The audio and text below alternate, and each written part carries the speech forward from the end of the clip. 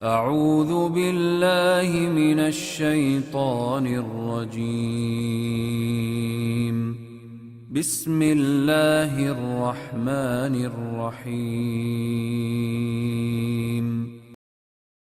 Islam itu, Bapak Ibu sekalian, adalah istislamun nafs lillahi rabbil alamin. Penyerahan diri kepada Sang Pencipta Allah secara totalitas.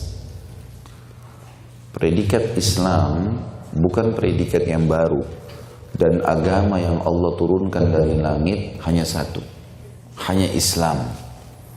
Agama semua nabi-nabi Islam, bukan agama yang baru. Jadi yang Bapak Ibu jalankan sekarang ini dan predikat Islam ini bukan hal yang baru. Yang terbaharui adalah hukum-hukum dan syariat, tapi induk nama agama Islam. Itulah yang Allah sebutkan di dalam Al-Quran, surah Al-Imran, surah nomor 3 ayat 19. A'udzu billahi minasyaitonir rajim. Innad dina 'indallahi al-Islam wa makhtalafa alladhina utul kitaba illa min ba'di ma ja'ahumul ilmu baghyan bainahum wa may yakfur bi ayatillahi fa innallaha sari'ul hisab. Sesungguhnya agama di sisi Allah hanya Islam, enggak ada agama baru. Dari zaman Nabi Adam alaihissalam sampai zaman Nabi Muhammad alaihissalam. Dan sesungguhnya ahli kitab Yahudi dan Nasrani tidak berselisih, ikutin enggak nih ajaran Nabi Muhammad SAW, kecuali setelah datang kepada mereka penjelasan. Jadi sudah datang kepada mereka penjelasan kalau Nabi Muhammad SAW pelengkap dan penyempurna dari ajaran Isa dan Musa alaihissalam. Itu semua hanya bagian bainahum. Makna bagian, kata sebagian ulama tafsir, adalah hasud, iri, dengki, tidak mau beriman. Dan barang siapa yang kufur kepada ayat-ayat Allah, sesungguhnya Allah sangat cepat hisabnya. Sesungguhnya Allah sangat cepat hisabnya. Bapak Ibu sekalian, tadi saya jelaskan di poin pertama masalah makna Islam. Dan ini bagi semua yang beriman kepada Allah dapat predikat ini. Tapi berimannya harus totalitas. Dalam agama kita ini ada dua definisi kafir. Definisi pertama, ada dua makna kafir. Atau dua level orang dikatakan kafir. Kafir yang pertama sifatnya kufur kepada Allah secara total. Nggak ada Allah, nggak ada Tuhan. Seperti misalnya yang dikatakan oleh para orang ateis, nggak ada Tuhan, semua ini terjadi begitu saja. Ini kufur, tapi ini kufur mutlak, secara totalitas semua.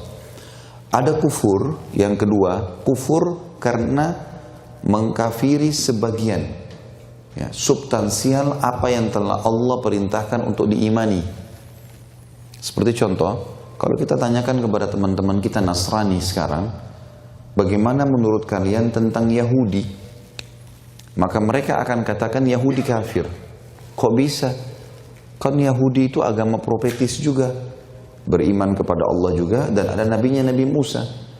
Maka kalau orang-orang Nasrani yang berpegang pada ajaran mereka akan menjawab, karena mereka masih menolak Nabi Isa. Jadi ada substansial yang mengharuskan kita iman kepada Allah itu dipangkas. Orang Yahudi tidak mau mengakui Nabi Isa alaihissalam. Dan yang berusaha mensalib Nabi Isa adalah orang Yahudi, gitu ya. Dan ini yang membuat orang-orang Yahudi dipredikatkan, ditarik dari mereka predikat Islam, pindah kepada kekafiran. Orang yang hidup di zaman Nabi Musa alaihissalam beriman kepada Allah dan Nabi Musa alaihissalam serta semua yang Nabi Musa bawa sebagai risalah dikatakan Muslim. Tapi setelah Nabi Isa alaihissalam datang, mereka harus sempurnakan imannya kepada Nabi Isa. Yang menolak Nabi Isa alaihissalam walaupun mengaku beriman sama Allah dikatakan kufur. Begitu pula pada saat Nabi Muhammad alaihissalam datang, semua manusia yang kita bicara lingkup orang-orang yang beragama profetis samawiyah, kalau mereka beriman pada risalah Nabi Muhammad SAW, mereka juga beriman kepada risalah Nabi Isa, Nabi Musa, Nabi Ibrahim, Nabi Daud, semua nabi-nabi sebelumnya. Maka mereka akan dapat predikat Muslim.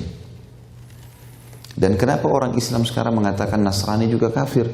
Karena mereka masih menolak penyempurnaan keimanan mereka kepada Allah dengan beriman kepada risalah Nabi Muhammad alaihi salatu wassalam. Ya. Tentu kalau kita bicara kalimat kafir, Bapak Ibu sekalian, jangan alergi di sini ya, tanda kutip. Maksud saya adalah kekafiran sebuah karakter atau sifat atau keyakinan yang semestinya diluruskan ya. Karena kita manusia semuanya sama. Kata Nabi SAW, kullukum min Adam wa Adam min turab. Kalian semua dari Adam dan Adam dari tanah. Tapi Allah SWT mau kita beriman ya, mau kita beriman. Makanya siapapun yang meninggalkan atau menyempurnakan keyakinannya dengan menyempurnakan iman kepada Allah dengan risalah Nabi Muhammad SAW dikatakan muslim. Kita sebagai seorang muslim itu harus mengakui risalah Nabi Musa alaihissalam, harus mengakui risalah Nabi Isa alaihissalam, harus mengatakan ada Taurat dan ada Injil.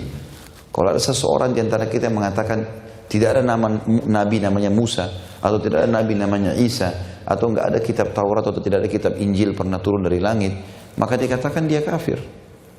Makanya rukun iman kita ada 6. Iman kepada Allah, iman kepada malaikat-malaikat, iman kepada kitab-kitab. Harus kita yakini ada kitab Taurat, ada kitab Injil pernah turun. Tapi ini disempurnakan dengan Al-Quran. Iman kepada Rasul-Rasul. Semuanya. Dari Nabi Adam alaihissalam sampai Nabi Muhammad alaihissalam masuk dalamnya Musa dan Isa. Kemudian iman kepada hari kiamat, kematian, proses alam barzah di kuburan, proses hisab pembangkitan hari kiamat, surga dan neraka. Kemudian yang terakhir adalah beriman kepada takdir baik dan takdir buruk. Ya. Maka tentu saja teman-teman sekalian, dari sini kita bisa memahami bahwasanya predikat muslim itu akan diberikan kepada orang yang beriman kepada Allah secara totalitas.